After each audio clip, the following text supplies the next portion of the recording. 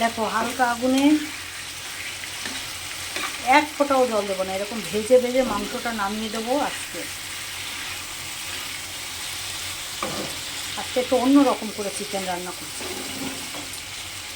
প্রতিদিন তো ঝোল কষা হয়ই, আজকে ভাজা ভাজা চিকেন দারুণ লাগে। পোলাও, ফ্রাইড রাইস, রুটি, পরোটা সবটার সঙ্গে যায় এই চিকেনটা। এতে কত সুন্দর কালার হয়েছে দেখতে পাচ্ছ।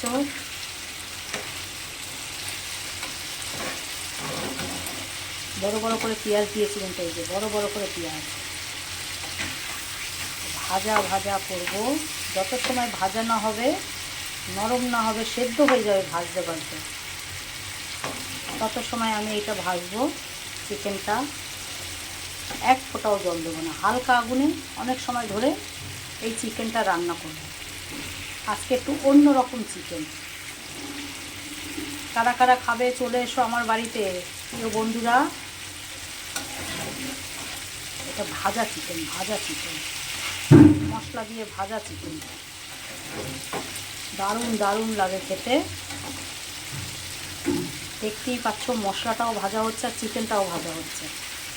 এটা একটু তেলটা বেশি লাগে, কিছু করার নেই। এক একদিন একটু তেল বেশি খেলে কিছুই হয় না। টেস্টি খাবার খেতে গেলে তো একটু তেল খেতে হয়। দেখো কেমন লাগছে অবশ্যই জানিও আমার এই ভাজা ভাজা চিকেনটা।